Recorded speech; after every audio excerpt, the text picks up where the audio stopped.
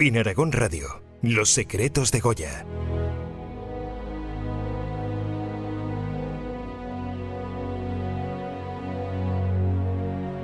Con Santiago Navascués y Sergio Martínez.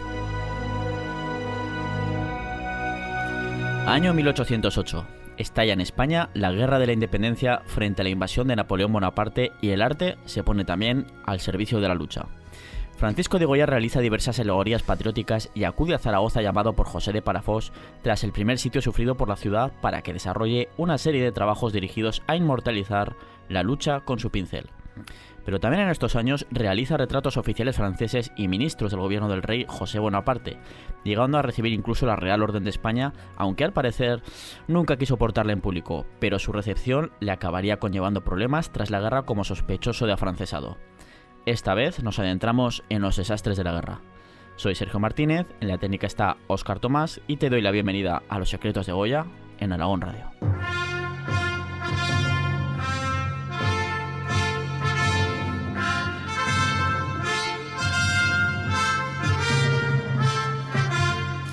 Mi general, acaba de llegar don Francisco de Goya. ¿Le hago pasar? Sí, hacedle pasar.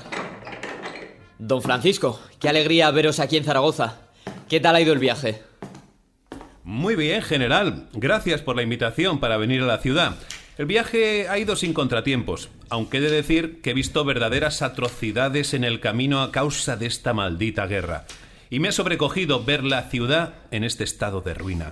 Debió ser muy duro el asedio de este verano. Así es, don Francisco. Fue tremendamente duro, pero los zaragozanos se emplearon con bravura y finalmente la ciudad resistió ante esos franceses.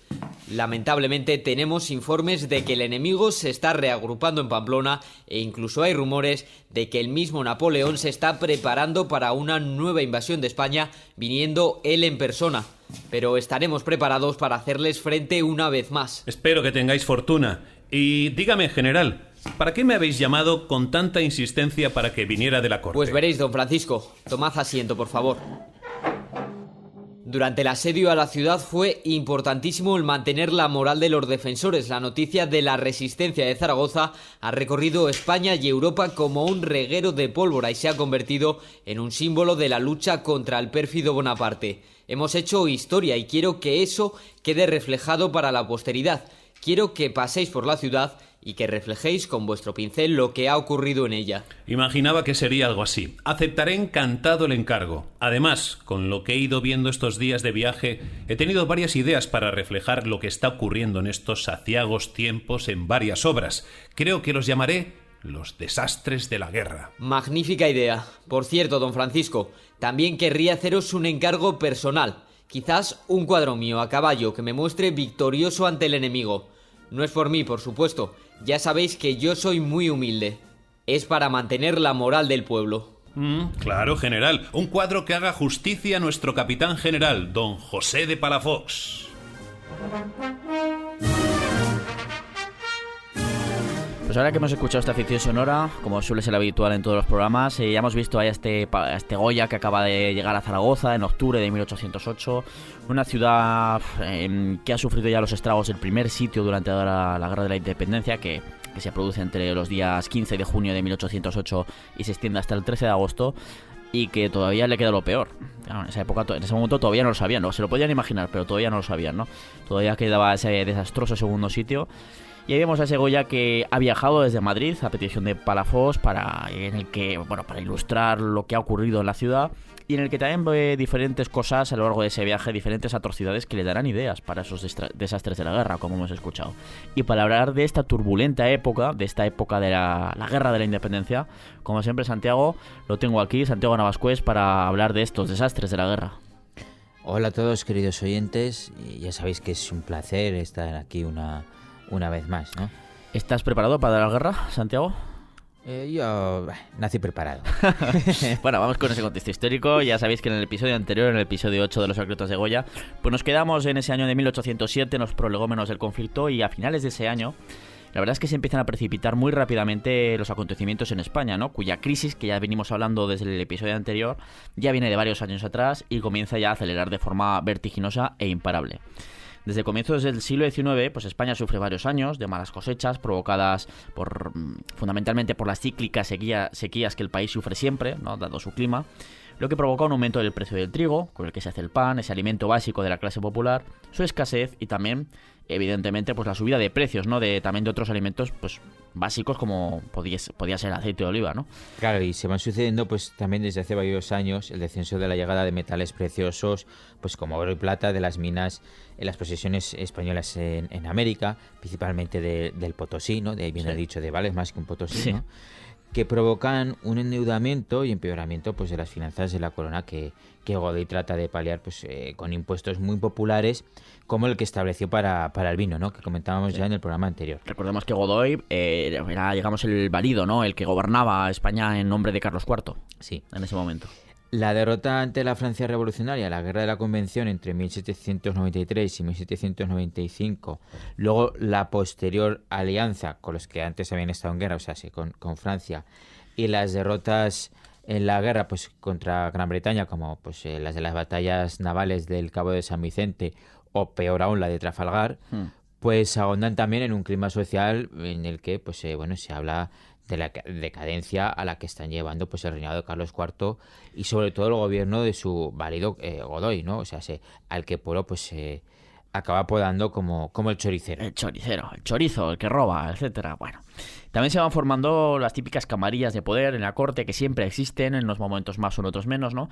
Pero en esta época es especial importante la dirigida por el mismísimo príncipe de Asturias, es decir, el heredero al trono, el futuro Fernando VII, quien, pues por medio de sus propios agentes, va usando ese clima del que estamos hablando de creciente enfado social para hacerse ver a sí mismo, desde luego, como la única esperanza de regeneración ante el mal gobierno, ¿no? De su padre y de Godoy. Y con toda esta situación de crisis creciente de la monarquía, el plan que tenía Napoleón, a su vez, que está ahí como expectante, ¿no? De usar a esa flota española junto a la francesa para crear ese pasillo seguro en el canal de la Mancha del que hablamos en el episodio anterior y que permitiera a la grande armada napoleónica invadir a su némesis, es decir, a Gran Bretaña, acaba fracasando ese plan con la derrota en Trafalgar mencionada antes, en octubre de 1805. Claro, y Napoleón pues retoma entonces su plan de bloqueo continental, ¿no? Ya que tenía controlada toda Europa, consistente en prohibir a todos los países europeos que comerciaran con los británicos y así pues ahogar su economía. No te puedo invadir porque estás en una isla y mi flota ha sido medio destruida, así que te voy a ahogar tu economía. Claro, te puedo aislar comercialmente, ¿no? Pero tenía el problema de Portugal, ¿no? Que a pesar de su promesa de no acoger barcos británicos en sus puertos tras la victoria hispano-francesa en la Guerra de las Naranjas de 1801, pues sigue comerciando con Gran Bretaña, así que Napoleón pues decide pues poner toda la carne en el asador y acometer él mismo la conquista de Portugal. Pero ahora de verdad. Ahora de verdad, eso es. No encargársela a España. Exactamente. Aunque España colabora también y de hecho invadirá la zona de Oporto, del norte de Portugal, etcétera. Sí, pero bueno, en alianza, pero no va a estar solo España, ¿no? Pero ahora ya es para repartirse Portugal. De hecho, el 27 de octubre de 1807, España y Francia firman el Tratado de Fontainebleau, por el cual acordaban, digamos, esa invasión conjunta, ¿no? E incluso ya directamente el reparto del territorio portugués, dejando, por ejemplo, ahí había sus pactos ahí entre Godoy y Bonaparte y Napoleón, porque la zona del Algarve, es decir, todo el sur de Portugal, se lo daba como una especie de principado al propio Godoy, a su familia. Es decir, que ya digamos que Godoy ya podría haber llegado a lo más alto de lo más alto, ¿no? Y claro, en este tratado lo que se permitía era que las tropas francesas empezaran a atravesar España para acometer dicha invasión. Es decir, se les daba permiso de paso por España, ¿no? O sea, y las tropas francesas, pues al mando de Junot, atraviesan España y llegan a Lisboa el 30 de noviembre, un día después de que la familia real portuguesa se marchara con toda la corte a sus posesiones en Brasil. Y sin embargo, y en un movimiento que no estaba amparado por dicho tratado, el ejército francés pues comienza a ocupar plazas fuertes de importancia en el eje que iba desde Francia hacia Portugal, como Pamplona, Burgos, Salamanca, llegando incluso a Madrid. Claro, pero esto se podía entender, digamos, como línea de abastecimiento, quizás. Pero otras cosas no. Ya otras cosas no. Claro, porque es que además ocupan otras plazas que de nada servían para la invasión de Portugal, como por ejemplo Barcelona, San Sebastián o Figueras, ¿no? Entonces aquí ya se les empieza a ver un poquito sus intenciones, ¿no? Sí.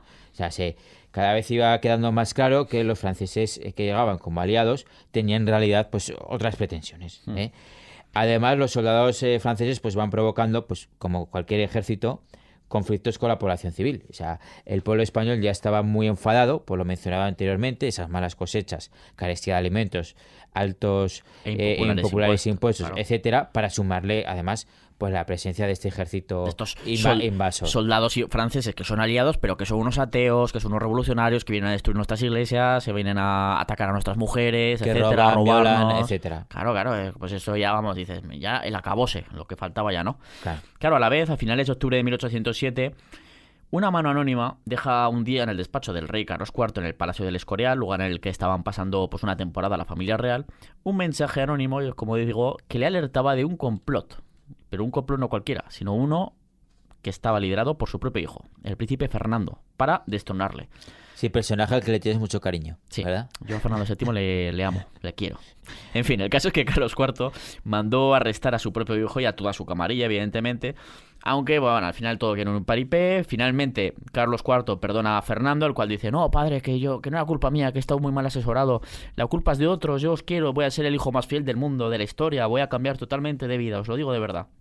Así que bueno, Carlos IV perdona a su hijo y luego, pues bueno, el monarca manda anunciar para que todo su pueblo lo conozca, pero de una manera muy, muy, muy torpe, ¿no? Este complot lo anuncian en la Gaceta de Madrid, que en ese momento, pues, o sea, era el BOE del momento, el Boletín Oficial del Estado, pero se llamaba así, la Gaceta de Madrid. Y esta forma de anunciar el complot, en lugar de reforzar a Carlos y poner a parir a su hijo y a su camarilla, la forma de presentarlo, deja a Carlos IV como un pelele, que era lo que era, ¿no? A Godoy como un tirano, e incluso acaba reforzando al que era el autor del complot, que era Fernando, el príncipe Fernando. Sí. Con todo ese panorama montado, pues a comienzos de 1808, hasta el mismo Godoy pues comienza a recelar a su vez pues de las intenciones francesas y recomienda, pues a la familia real que poco a poco pues se vayan trasladando hacia el sur de España para que, en caso de que la aliada Francia pues se torne en enemiga, pues poder defenderse al sur de Sierra Morena, haciéndose fuertes allí y, por si las moscas, por si fuera necesario, pues incluso embarcar a la familia real y partir a América, pues como habían hecho los portugueses, claro, que hemos comentado antes. Eso es, esa era la idea, ¿no? Claro, los preparativos de esa marcha pues empiezan a comenzar, se van de Madrid, la familia real se encuentra ya en su palacio ya hacia el sur de Madrid, en Aranjuez, y claro, es digamos a marzo ya de 1808 y se produce un motín popular. Que eso de popular, pues bueno, realmente estaba totalmente orquestado y preparado de nuevo por el fidelísimo y majísimo hijo de Carlos, es decir, Fernando, que aunque le habían pillado unos meses antes, pues vuelve a requerir y dice, esta es la mía, lo vuelvo a intentar y esta vez le sale. Esta vez le sale, que en ese motín de Aranjuez de marzo de 1808 por fin consigue destronar a su padre Carlos IV y por supuesto derrocar del gobierno al odiadísimo Godoy, que lo odiaba también a muerte, el propio Fernando, y se establece ya como rey de España e Indias como Fernando VII. Sí, y en las semanas siguientes, pues Fernando busca la aprobación de Napoleón para que lo legitime como rey, y Carlos IV busca el apoyo de Napoleón para que le reinstaure en el trono. Entonces, bueno, ambos son engañados y atraídos hasta Bayona, solo francés. Solo francés, eso es. Donde Bonaparte pues les obliga a abdicar y a darle los derechos a la corona, que a su vez pues cede a su hermano José como nuevo rey de España e Indias, ¿no? Y esto es lo que da comienzo a la Guerra de la Independencia. Realmente, más que el 2 de mayo que se suele decir de Madrid, pues es realmente cuando se conocen las abdicaciones de Bayona, que es como se le llama, es cuando de verdad empieza a haber ya pronunciamientos por toda España, la formación de esas juntas de defensa que dirigen la guerra, digamos, ¿no? El levantamiento del 2 de mayo es un motín más contra las tropas hay varios francesas, ¿no? Sí. O sea, lo que de verdad da pie a la guerra es estas abdicaciones de Bayona, lo que la legitima, ¿no? Sí. Porque han secuestrado a nuestro rey, a Fernando, el deseado. Eso es, han secuestrado a nuestro rey, al que el propio pueblo español ha upado, y lo han engañado. Eso es. Y entonces peleamos por él, para que vuelva. Eso es. El caso es que, bueno, yendo ya a Goya, Francisco de Goya, pues el estallido de la guerra le coge pues trabajando en un retrato ecuestre del propio Fernando VII, que ya nada más acceder al trono, digamos, la Academia de San Fernando pues le encarga esa obra, pues para iniciar su reinado y ya pues iniciar pues esas obras, digamos, artísticas, propagandísticas de su propia monarquía, ¿no? Del recién estrenado reinado de Fernando VII. Goya vive el levantamiento del 2 de mayo en Madrid y la posterior y brutal represión que ejerce el mariscal Murat, que por cierto había sido el pretendiente, o sea, parecía claro que le iban a nombrar a él, que Napoleón le iba a nombrar como rey de España, pero cuando se pasa tanto en Madrid, dice, mejor te nombro rey de Nápoles y ya está, que porque no te va a querer ni Cristo después, porque hasta Napoleón le dice, igual te has pasado con lo que has ido en Madrid, igual te has pasado con la represión. O sea, que imaginémonos el Murat en fin, que debería ser un pieza. Sí, y José Bonaparte, el hermano de Napoleón, pues llega al Madrid pacificado como rey y Goya en ningún momento pues perdió su cargo como pintor de la corte, ¿no? No, ni Sí. mucho menos.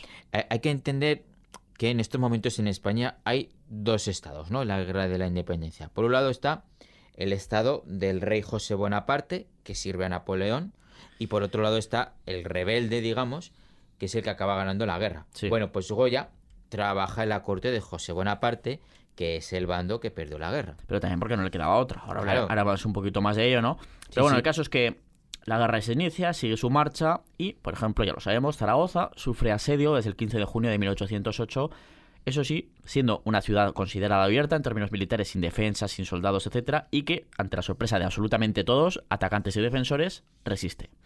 Mientras, tenemos unos sucesos también famosos, como que son entre los días 18 y 22 de julio de 1808, el ejército francés comandado por Dupont, que estaba encargado de someter a Andalucía, es derrotado de forma sorpresiva en la batalla de Bailén por el general Teodoro Reding, aunque luego el general en jefe del ejército de Andalucía, que realmente era Francisco Castaños y que no estuvo en la batalla, pues es el que se atribuyó la victoria, ¿no? La victoria en Bailén, la batalla de Bailén, que además es que fue importantísima y sobre todo conmocionó a Europa porque era la primera derrota de un ejército napoleónico en tierra. Y que fuera el ejército español, que no es que se estuviera considerado entre los mejores, tampoco es que fuera un desastre. Estaba anticuado, porque luchaba todavía en un modo de guerra que ya no era el que se estaba luchando ya en esa guerra napoleónica. Sí, y un ejército español que bueno, que estaba dividido, ¿no? O sea, sé que es que había un bando que era el de José Bonaparte, el rey José Bonaparte, que tenía también muchos españoles, ¿no? No, exactamente.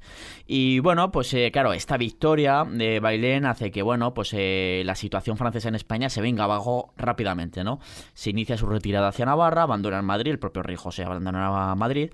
Y claro, Zaragoza también, ante el fracaso del asalto, por ejemplo, en el 4 de agosto de 1808, del asalto francés, pues al final, el 13 de agosto, los franceses levantan el sitio de Zaragoza, ese primer sitio, y se marchan ese 13 de agosto, ¿no? Zaragoza, de hecho, ya se ha convertido en un mito de invencibilidad en esos momentos, tanto en España como en Europa. Y José de Palafox, el que había sido líder de la defensa, sin hablar de las veces que se marchó de la ciudad dándola por perdida, Sí, líder, se autoproclama líder, Sí. más bien. pues llama a Goya para que vaya desde Madrid a Zaragoza y vaya a verla y deje testimonio, como hemos visto en la ficción sonora de hoy, con su pincel de lo ocurrido allí, ¿no? Y entonces, pues Goya viaja a la capital aragonesa en octubre y parece que durante el viaje pues vio muchas de aquellas escenas terroríficas que le inspiraron para crear posteriormente pues su colección sobre los desastres de la guerra, ¿no? Menudo panorama debió ver el hombre.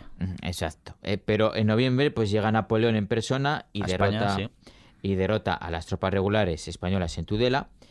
Goya se marcha entonces de Zaragoza yendo primero a su Fuendetodos natal, marchando después a Renales, en Guadalajara, y pasando el final de ese año y comienzos del siguiente en Piedrahíta, ¿no? en Ávila. Ujú. Las victorias de Napoleón llegan de nuevo a someter buena parte del país y se inicia a finales de diciembre el segundo asedio sobre Zaragoza, que finalmente capitula el 21 de febrero de 1809.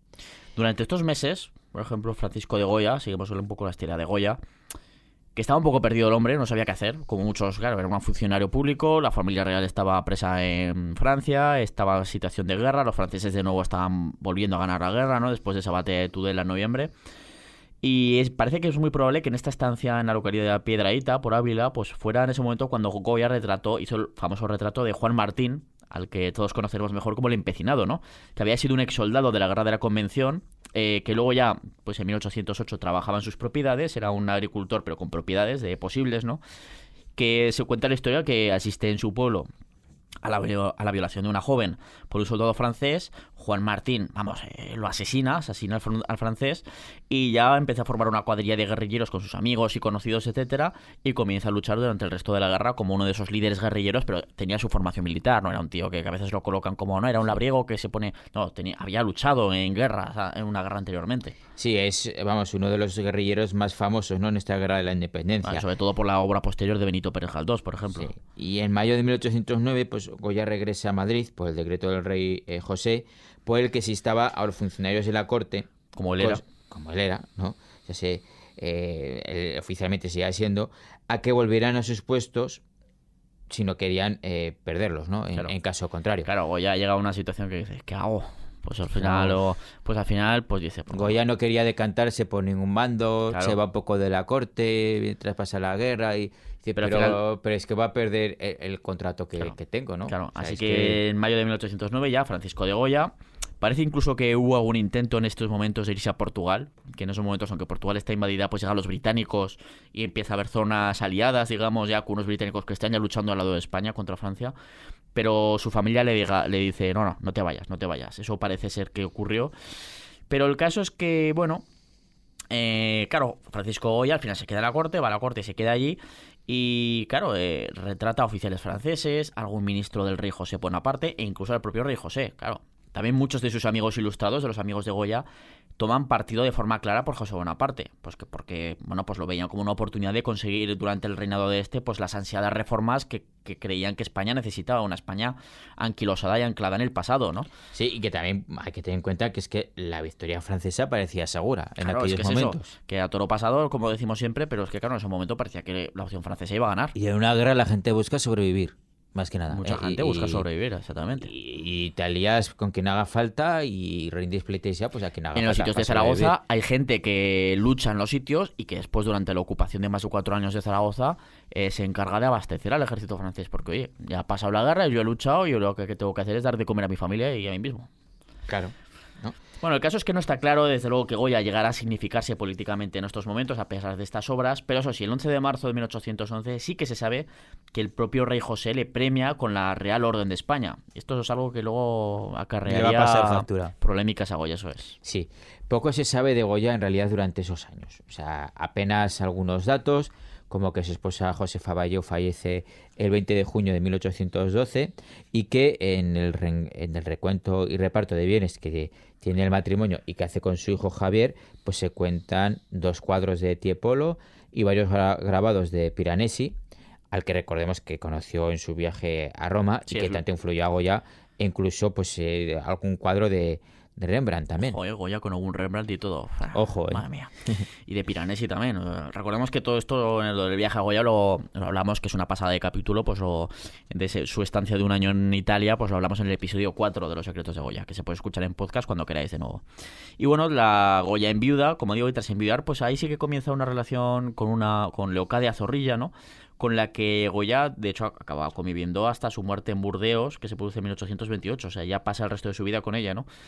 Estaba casada con otro hombre. Eso es, estaba Leocadia, ibas a decir, ¿no? Se había separado, pero físicamente me refiero, porque no podía legalmente existía el separar. divorcio Exactamente. en la época, ¿no? No estaba con su marido, de apellidado Way, si no recuerdo mal, y claro, eso también le trajo ya un problemilla más adelante porque estaba en una especie de concubinato, concupiscente, podríamos hablar, ¿no? Con una mujer que además era mucho más joven que él. Bueno. Sí. No sé si le llevaba una década o 2 o más. Bueno, el caso es que seguimos en estado de guerra. La guerra en España evoluciona en esos años, a la vez que en las Cortes de Cádiz, recordemos, se produce una revolución liberal, pero a la española, ¿no?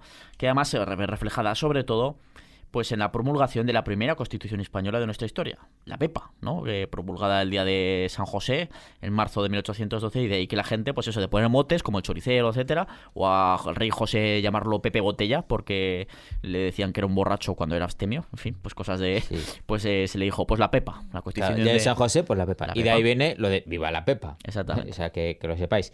Finalmente Napoleón, pues ante la insostenibilidad de tantos frentes abiertos y las derrotas en España frente a los ejércitos combinados de Gran Bretaña, pues España y Portugal, al mando de Arthur Wellesley, el futuro duque de Wellington, pues hacen que Napoleón pues firme la paz con Fernando VII y libere a este de su prisión de lujo en Francia, desde la cual pues se pasó la guerra, para que veáis cómo era, ¿no?, este personaje, felicitando al propio Napoleón por sus victorias frente a unos españoles que estaban luchando en su nombre y para que regresara al trono. Qué majo era Fernando. Aquí, por cierto, además, no me voy a resistir en contarlo, hay una anécdota muy curiosa entre el futuro duque de Wellington, que todavía no lo era, bueno, se le conocía como Sir Arthur Wellesley, ¿no?, y el propio Goya, ¿no?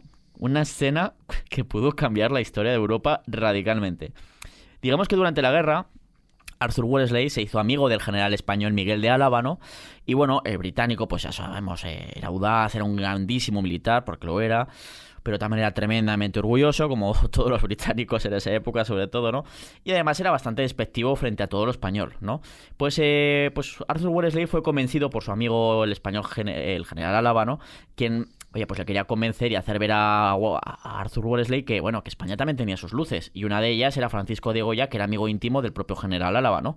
Así que le convence de, oye, para que veas las cosas que tenemos también en España, vente aquí a Madrid, que vamos al estudio de mi amigo Goya y te va a hacer un retrato, vamos, que te va a dejar majísimo. O sea, te va a dejar súper guapo, ¿no?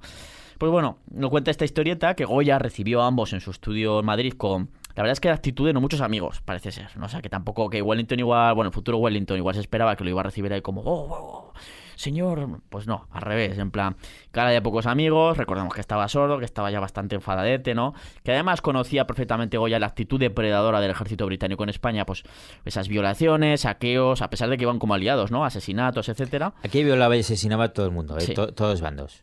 El caso es que, bueno, pues Goya, pues lo que hace es, mira, siéntese a usted aquí o póngase aquí, le hizo un rápido bosquejo de lo que luego iba a ser el retrato, pues a Goya ya en esa época le hacía falta poco, o sea, en apenas una hora le hizo un bosquejo de cómo iba a ser ese retrato a Arthur Wellesley, ¿no? Y se lo enseña. Y al inglés no le gustó absolutamente nada, ¿no? Y empieza, claro, el tipo hablaba inglés, no hablaba ni español ni nada. Y empieza a hablar en inglés, poniendo a caldo el trabajo de Goya, pero ¿esto qué es? Vaya no sé qué, vaya, este es el pintor que tú me habías dicho, Álava, vaya chapuzas, ¿no? Haciendo gestos despectivos y altivos, ¿no? Claro, recordemos que Goya estaba sordo, como una tapia. Inglés tampoco hablaba, ¿no? Pero estaba sordo. Pero eso sí, veía perfectamente toda la escena en la que el general Álava está nervioso, trata de calmar a Sir Arthur, ¿no?, que está ahí como enfadado, mientras el propio hijo de Goya, que estaba ahí, Javier, ¿no?, y que le solía hacer como de traductor por medio de la lengua de signos, pues Javier también estaba súper nervioso, en plan no se atrevía a decir a su padre qué es lo que estaba pasando. Claro, Goya empieza a echar la mirada en las pistolas cargadas que siempre mantenía a mano por si acaso, y ante los gestos del inglés así despectivos, la furia de Goya se desata, echa mano a la pistola mientras su hijo lo ve y le trata de impedir por la fuerza que coja la pistola. El propio general Ávila se esforzaba en calmar a un Sir Arthur que estaba echando mano a esa espada y, en fin, ¿para qué te voy a contar, no? Al final la cosa se quedó en nada, pero es que tú imagínate que Goya llega a matar al general británico antes de que éste lograra años después vencer a Napoleón en la famosa batalla de Waterloo. Es que es posible que Goya tuviera por un momento en la punta de su pistola el futuro de Europa. Imagínate que se lo carga. La batalla de Waterloo, que es la definitiva. La que acaba con Napoleón, definitivamente, en 1815. Napoleón. Pues casi estuvo a punto de cargarse al tío que derrotó a Napoleón, ¿no? Es que Goya es increíble, en fin. Bueno. En fin, el caso es que entre 1810 y 1815, pues Goya pintó los desastres de la guerra, aunque se publicaron bastante años más tarde, ¿no? Y aquí pues muestra el horror del combate. Son los grabados que pinta para él mismo, sin ninguna pretensión de venderlos ni nada de nada, ¿no? O sea, son pues nada de cuadros tradicionales donde se muestra el honor, la gloria, a los generales victoriosos y esas cosas, ¿no? Nada de eso. No. De hecho, son unos grabados mostrando lo más crudo del alma humana y de lo que el ser humano es capaz de hacerse a sí mismo. O sea, en esos grabados se incluyen pues títulos del propio autor como Yo lo vi, Mísera humanidad, la culpa es tuya, Carretas al cementerio, que es una escena de un carro lleno de cadáveres, representa también empalados, torturados, gente sepultada por escombros. De hecho, bueno, el grabado que representa gente sepultada por escombros, pues se cree que está inspirado en los sitios de Zaragoza, los bombardeos de la ciudad, y muchos ven paralelismos con el Guernica de Picasso, que fue pintado siglos después, ¿no? Uh-huh. Y además, bueno, pues critica en estos desastres de la guerra pues la devoción por la reliquia religiosa, ¿no? Así hay pues hasta un total de 82 obras, 82 grabados para la colección, que se dice pronto. Pues esta colección de los desastres de la guerra que tan famosa, que es tan famosa, ¿no? Nada, cuando se aburría, pues se ponía a hacer estos grabados. Bueno, es una época difícil, desde luego la de Goya, hay cosas que se saben, otras que no, porque bueno, durante el conflicto pues es lo que hay. Hablaremos en el siguiente episodio ya sobre esta época, sus últimos años ya en España y su exilio o autoexilio en Francia. Pero bueno, Santiago, nos quedamos sin tiempo, así que nos vemos en el episodio 10 de Los secretos de Goya, así que te despido hasta el siguiente episodio. Hasta la próxima. Gracias una vez más por acompañarnos en Los secretos de Goya para descubrir cómo uno de los mayores pintores de la historia de la humanidad llegó a ser quien fue. Recuerda que este programa lo puedes escuchar en el FM de Aragón Radio, pero también en podcast para disfrutarlo cuando y donde quieras. Lo encontrarás, ya sabes que siempre en aragonradio.es, en Aragón Cultura, en historiaaragón.com y en las plataformas como iVoox, Spotify y iTunes. En la técnica hemos tenido a Óscar Tomás y te esperamos en el próximo programa para seguir descubriendo los secretos de Goya en Aragón Radio.